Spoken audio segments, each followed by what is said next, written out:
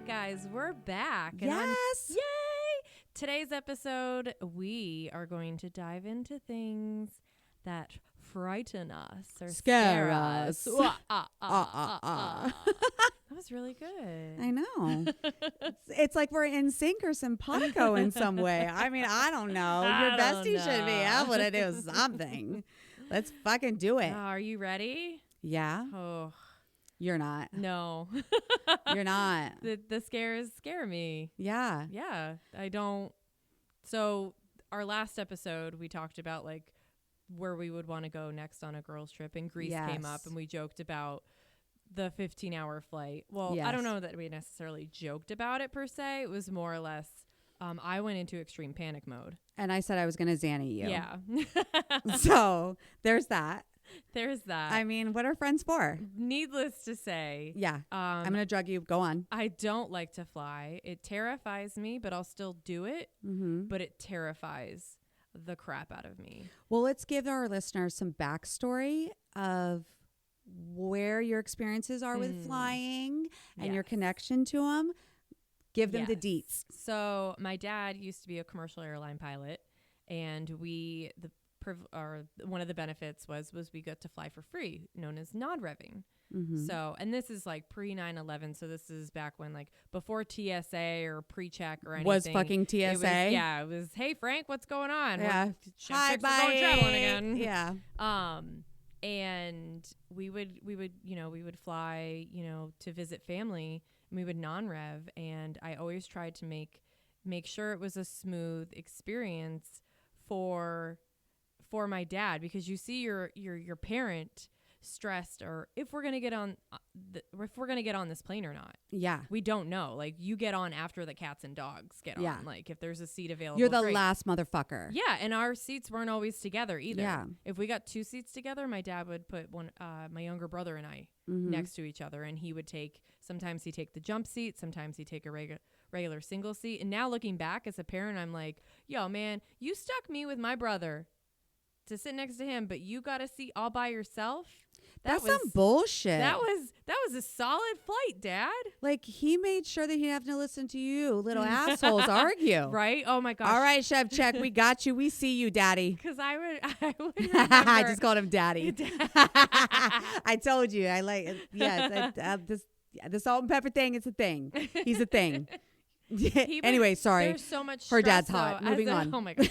There's so much stress as a parent trying to travel. Yeah. And especially you add on the extra stress of if you're going to get on this plane or not. Yeah. Because then my dad's already tried to calculate, like, okay, well, if we can't get on this one, we could get on this flight that would take us to this city, and then to this city, and then we can get to our final destination. Right. And so once your name's called and you get on the flight, like, my dad wanted us ready, like, hop on the flight, sit down, and shut up. Don't speak until spoken yes, to. Yes. Like, when they come 100%. around and they ask 80s babies. Yeah. When they ask you what you want to drink, you know what you want to drink. Like, I would be that kid they'd be like, hey, what can we get you to drink? What do you have? My dad be like, listen here, child. It's the same shit on every single flight. And you order the same thing every time. Yes. So just when they ask you, what would you like to drink? Say, I would like a Sprite, please. Because that's the same shit you ordered. Every time. But I gotta, exactly. like, here's this 12-year-old sitting here, like, asking, well, what do you have? I would like options. I mean, now when I fly, I'm all like, how much tequila do you have? How much tequila do you have? What's your brands? Bring me the lot. I don't do dark. I only do clear. I need Blanco. I need the silver. Bring it to me. Let's not mess around here. Hey, my vodka's always clear. So I'm with it. Well, I feel like you need to explain to the listeners your experience of like flying with your dad, with him being a pilot. Like, even with that is all of the things. So when we've talked about Katie flying and all of her anxiety, is the listeners really need to understand your like process of like, what'd you do the night before? Like, I need you to get into all the details. Oh yeah, like there's some people what happened. They have their tradition where like they touch the outside of the plane like before they step on to like take their seat. That's so cool. That's hey, like keep me safe. Keep whatever you got to do. Like, I'm all like, I'll touch the plane, and then I'm like, okay, I need to see the pilot's license, the co-pilot's license. Yes. First flight attendant, and then I need every staff. What were you guys doing last night? Yes. Please tell me you were home. You were in the hotel, in bed, 7:00 o'clock. You got 8 hours of 8 sleep. hours of sleep. Woke up, birds were singing, the sun was shining. Oh, I don't know the military thing. Plane today. Like, I can't have any of this. Oh, well, I was up until 2 a.m. watching reruns of I Love Lucy. And why weren't you getting quality sleep, man? I mean, honestly, if they were up watching I Love Lucy, like, what fucking year are you in? Like, I'm gonna need you to understand, like, we don't live there anymore, baby. Well, I guess I was trying to be on the more like say your dad's old?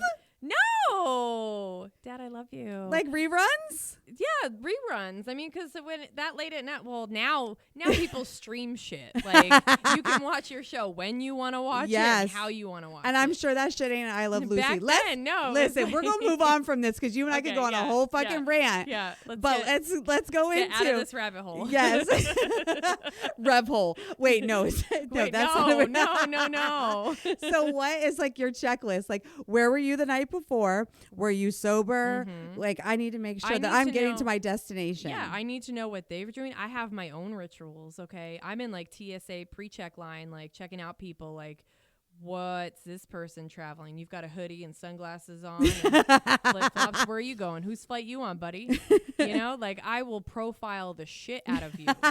And I am so sorry because I know not sorry. I have made up stories about people in my mind because my anxiety is like, what if this person? Dun, dun, dun. Yeah, and I'm like, and I don't want to. And then you know, you find them getting off the plane and getting to departures, and then like his wife, their grandma's picking them up with like a sign that's like, we haven't seen you in a decade and you look like an asshole for, you know, profiling them. Here's Kat over here.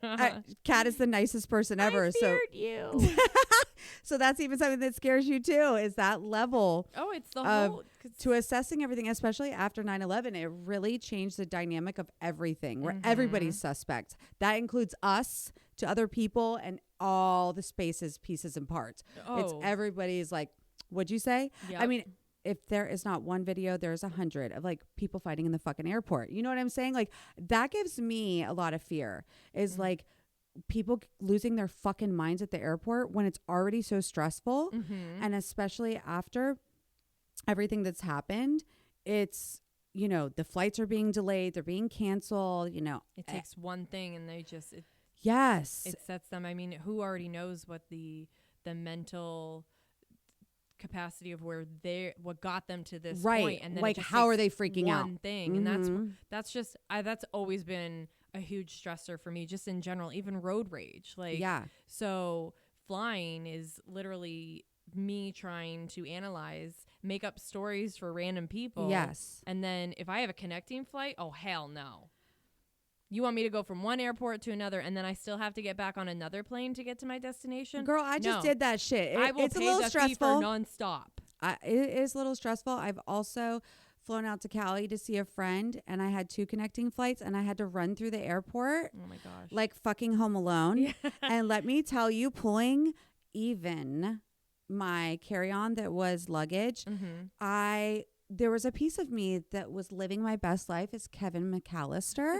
And then also at the same time was like, this is fucking bullshit. And then I got on the plane because it was Detroit, and they had to de-ice the plane. So I fucking sprinted like Kevin McAllister and all of his family for no motherfucking reason. Oh, no. Well, they would have closed the doors, and I just made it because it was running behind. And it's still one of those things, like, airports give me anxiety and I have some fear versus like where you're saying that it's, you know, just trying to assess your comfortability and your anxiety and all of that, is I'm just like, I've watched too many Miami videos. Like, I'm born and raised in Orlando, and listen, 305, love you. However, shit is real down there. If I've seen one, I've seen many where I'm like, why are you fighting in the airport? Like, there is someone in a wheelchair. There are strollers. Like, it's a whole thing of just what you could experience. And I feel like that's some of my fear in this capacity. I could see that, yeah. And I'm also claustrophobic. So even that's right, on the plane is, no, ma'am, I cannot be. Do you go to the bathroom on the plane? Only if I absolutely have to. Because I would just, It's think so, claustrophobic as yeah. fuck. But it's like I can't be in the back of the plane because it's like if I'm looking down, it feels like it's closing in. Oof. So if I'm like halfway, I have to be by the window or something. Like I can't be in the aisle. I have learned my lesson. That makes me kind of dizzy of my claustrophobia. Yeah. And that shit scares the fuck out of me. And then what it kicks into gear is that I'm in a fucking tin can. It's fucking insane. It only heightens all of it. And all of it that like people like bump into you. And then the stewardess that are like trying not to run into you, which can I just let me go on this one rant. Why the fuck is there not enough space for them to push the cart where they can be comfortable but not bash every person's elbow going down? Because like, it's all about getting those seats on the plane. The more seats, the more people, the more money. I know, but I just feel like it seems like it's difficult, and I have the utmost respect for all of them that do their job. I can't even imagine. And that even further goes to people that are assholes on planes. Yeah. So like that's a lot of the things that I would say like fear that I have fear of or scares me is you never know who the fuck you're on the plane with. Nope. And yours and I's is different, right? You're like, I'm fucking profiling everyone. My ass is like, if you bitches fight on this plane, like you gotta go. Because nobody is gonna fucking like invade my area when I'm claustrophobic. And if I stand up, my fucking head hits the AC, the top of it. You know what I mean? Ahead. Yeah. It's like a whole fucking thing. Yeah. Anyway, I digress. I just had a fucking moment. I'm here. I'm fine. I'm alive. Okay, we're not on a plane. We're not on a plane. Yes, I'm going to be fine. I'm going to be fine, guys. I'm going to be fine. So, yes, I mean, the planes is a whole thing. It is. But and here's my thing, though. So, you know how like they have the black box, like when there's a plane accident? What the fuck are you talking about? The Department of Transportation or Aviation or whatever you want to call it, the FAA. If there's a plane crash, every plane has a black box. And why are we talking about plane crashes? Okay, go on. No, but I'm just saying when there's a plane crash, one of the first things that they'll look for after, they've assessed everything else. Oh my God. The utmost importance is they've retrieved the black box. The black box is a recording. It records all the conversations that the pilot or the co-pilot are having with ground control. Hi, peaking anxiety. Go on. So, but why don't they make the plane out of the material with the black box? Because the black box always survives the crash. Oh my God. And it can still record. I'm trying to breathe. Why can't you make the plane out of that material? Instead of a tin can? Yeah. Yeah. Yeah. You Don't know even what? get me started too. Recently on the doors that have just been flying off. Like we're all Wait, okay what? with this? What article are you talking about? It's a big thing right now. 737s. Are you fucking kidding me? Yeah, it's a whole thing. Bitch, I'm not getting on a plane. Okay. Tarpon Springs. Yes. With that being said, though, is you fear of flying, all the things. Yes. But you have jumped out of a plane, which I want to do, and I would be scared as fuck. And it is something that scares me. And I think that for our listeners to understand is that Kat, as she can say it for herself, but I'm going to say this shit. She said she was funner in her 20s, whatever. My ass is, I'm like, I only live once. And I'm like, okay, I'm going to do things that scare me. And then I find out that my bestie has jumped out of a fucking plane, but her and I haven't taken a flight together because we're fucking psychopaths. So why don't you tell our listeners the reasons that you liked it, but also why you're never going to do it with me, which is fucking rude, but go on. Thanks for that intro. Yeah, I love that. I hope that landed. Oh. You feel warm and fuzzy? Yeah, I do. I like it. It's really great. Yeah, tell them. No, so where did you do it at? Early 20s, Cocoa Beach. Okay. My best friend, when early 20s, moved to Orlando, she had talked about how she wanted to go skydiving. Yeah. And I think we were out for drinks at the time, or, just young and fun. And I'm like, yeah, sure, I'll do it. Thinking like, she's never going to hold me to it. Like, I'm going to be fine. And then like, she booked it for her birthday, got some other people involved. And I'm like, oh, shit. All right. Yeah, your ass is going. So we're doing this. Got it. So drove 45 minutes to an hour, Coco. I'm freaking out, sweating in my palms. I'm sweating in places I didn't even think it was physically possible to sweat in. I'm like, we're going to be fine. And I think I had literally convinced myself that something would pop up that would. You could get out of it? Yeah, we wouldn't have to go. Like, we wouldn't be able to fly or do anything like that. And so we get there. It's a gorgeous day. Little windy, gorgeous day. Like, little windy. Well, and no, I mentioned that, though, because, like, we couldn't go up immediately. Okay. Because it was too windy. You're jumping out of a fucking plane. Why does it matter if it's windy? Listen, I'm listening to the experts. If he's telling me it's too windy and we have to wait, by all means, pull me up a lounger chair, buddy. Let's have some drinks and food. But boo, you're jumping out of the plane. What's it matter? I didn't want to jump out of the plane. Okay. I'm focused. Looking for the reasons. Got it. So we're sitting in the airplane hangar, and like you go through obviously like the instruction video and the, you know, safety first, and it's really like, how can I control the safety? Like, yes, of course I'm going to listen to every instruction you give me and everything that you tell. I'm literally strapped to this guy like I'm his baby. That's not a sex position I want to do. No, it was not. No. And he was rather attractive too. So Ooh. it's like, you know, I'm young and I'm yes. like, okay. Did he have muscles? Like, he wasn't. But it was like you had to waddle. It wasn't like a dad bod thing. He was a little more fit. Well, I think too, I was just trying to convince myself that this is when I'm gonna die. at least we're gonna look good together. When you splat on the fucking ground. I mean, I don't know how much will be left of us when that happens, but hey, we're but here there will together. be photos and videos as we go down. And it's hot that you're risking your life to entertain me. And also to keep. Okay, yeah. Oh my God. Yes. So that didn't happen because you're here. So we had been waiting. It had been delayed a couple hours, and we had gotten to the point where like we're probably talking like late afternoon now. Like you only have like so much sun time, and they're like, "Listen, we're coming up where our window's gonna close. We might not be able to go today." And I'm over there like, "Oh no, man, come on!" Mm-hmm. And then like right as I'm like, "Well, I guess we'll take those vouchers so we can come back again next time." And this dude comes out, "Hey, we're good. Let's go. Wind's died down. Let's go ahead and Let's on hop the plane on the and do plane." this thing." And I'm like, "You piece of shit." Yes. You have been my friend all day. Yep. And now, so we hop on the plane, we go, and I'm looking at the pilot, and I'm like, man, this pilot's taking this plane up.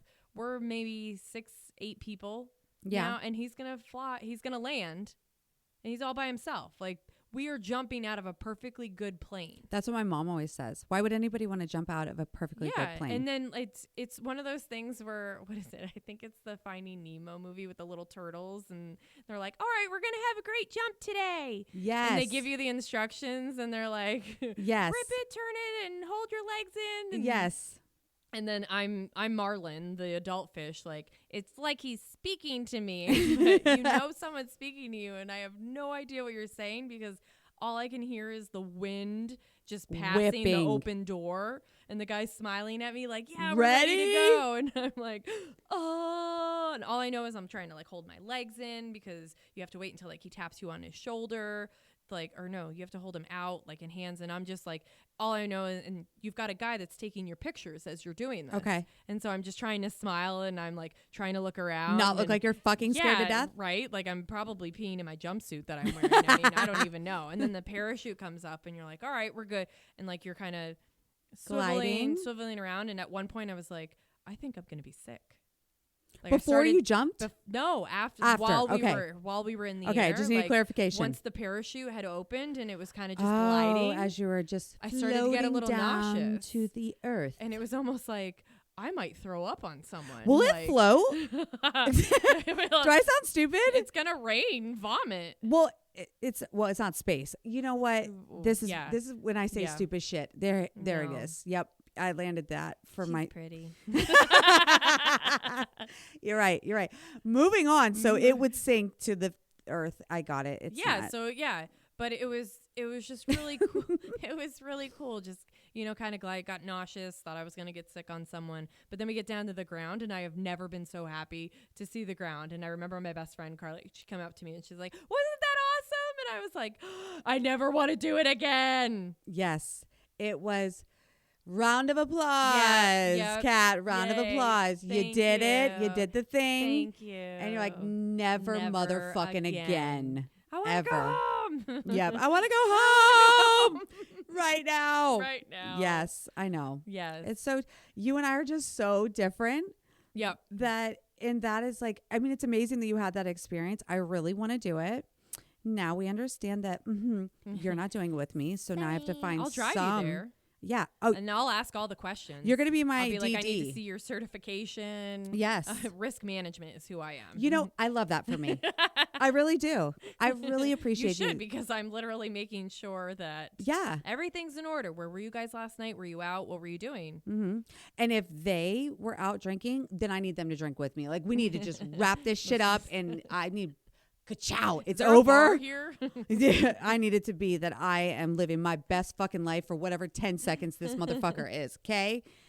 And Kat and I are so different with that because I live my life a little bit more unwielding of consequence and bad decisions. That's on another episode. Hey. Yeah. You should get that with a shirt. Right.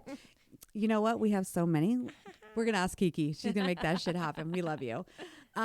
So I like to do things to push me or that I'm scared of, but I do it anyway. And one of my big things is I have a lot of tattoos. Mm-hmm. And Kat and I have talked about her getting one. And she's like, I'm not ready yet. And I have like a dozen. So were you scared when you got your first one though? I really wanted it. Yeah. So it was just more of like, okay. And for our listeners, this is going to be a fucking throwback is I have a tattoo on my lower back, but let me be clear. It is not fucking tribal. It is not a fucking butterfly. It is lower. It's almost to my ass crack if we want to be very specific. Okay. It is not like halfway up my back. That's a tramp stamp. Although I get it. Fine. I have a tramp stamp. However, my brother took me and I got it from my mom. It's a hibiscus that has vines coming out, and is that we will always grow and bloom together. Aww. Because she survived breast cancer, and just watching the strength that she had was just really something that was really important to me. But I didn't feel at that age that some kind of a pink, ribbon or anything like that. It just didn't land with me. And at that age, you know what I mean? So I got it, and I didn't even tell my mom that my first tattoo was for her for many years. So yeah, I mean, it was really significant. Mm-hmm. And fun story, my brother will love this, is that obviously my older brother took me, and when we got home, he proceeded to tell my mom and dad, or our mom and dad, she made faces even the devil would have been scared of. So here's the fucking context to that asshole statement is I was raised to be tough. Mm-hmm. So I wasn't going to cry or be, exuding pain out loud. So yes, it was on my face. Okay. It was on my face. I said it. I said what I said. I know. My brother was like, oh my God, your faces. And I'm like, okay, but I didn't cry like a bitch. So where is that? Nowhere. I just proceeded to make sure that he told, our mom and dad, which it's a really good story. Yeah. And the pain, super fun. Mm-hmm. So the outline of a tattoo, it's okay. Okay. You got to get used to like the sound and things like that. You know what I mean? When you're first getting it. But the shading, which is where they put the color in, so it's a needle that they slide back and forth that places the color versus the lining that would be like, it's almost like a pen. So yeah, there's that.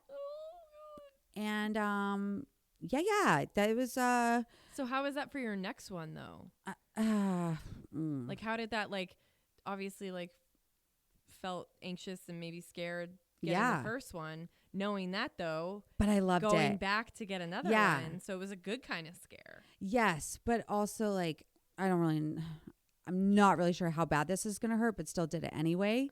So I have a tattoo on my neck that is for my oldest, Tyler, and it is angel wings with a diamond in the center and a halo. And it's that he's my heart, my angel, my savior, because I had him when I was really young.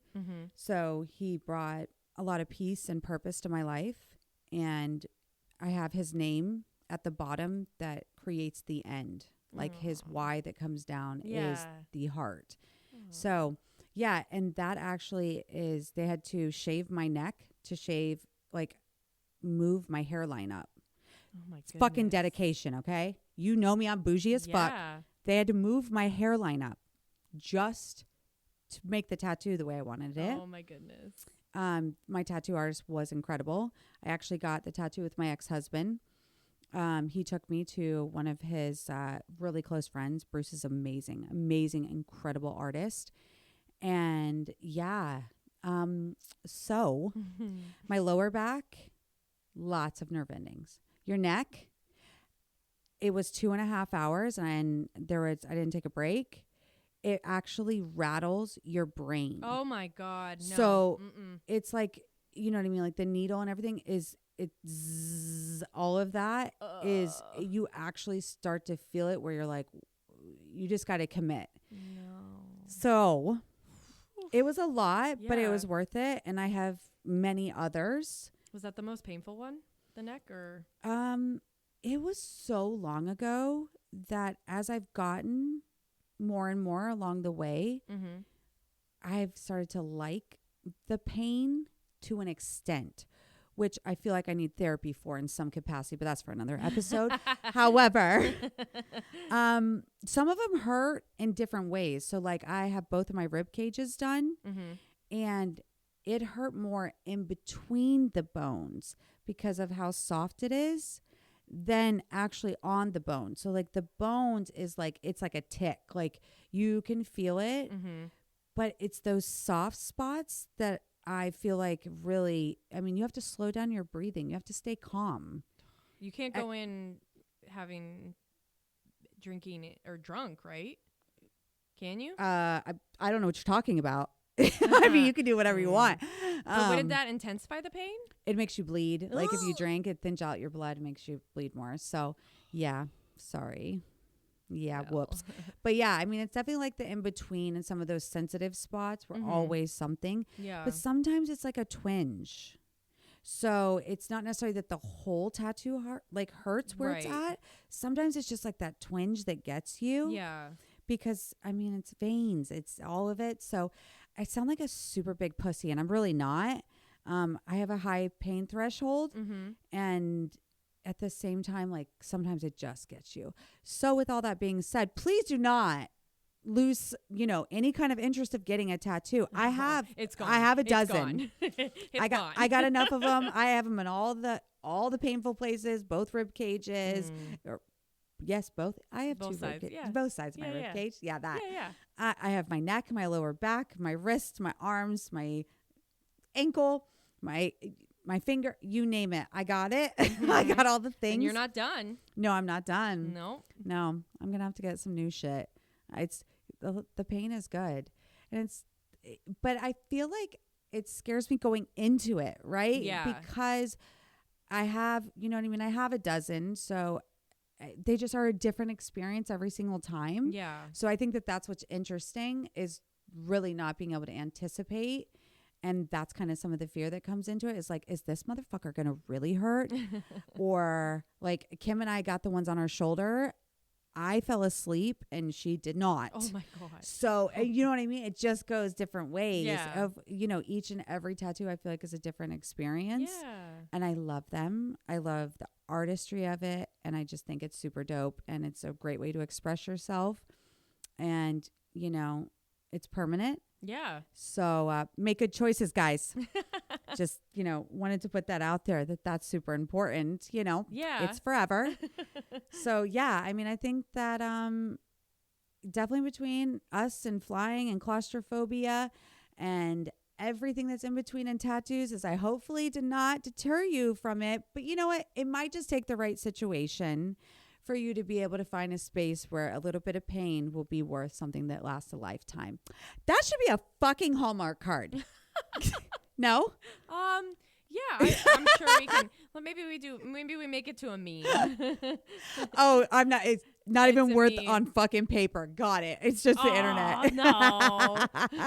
I love It's it. one of those like electronic cards. Yeah. Yeah. I thought, you know what? No, Maybe the listeners will be like, you were funny, Ash. I'm like, thank you. Not worth paper.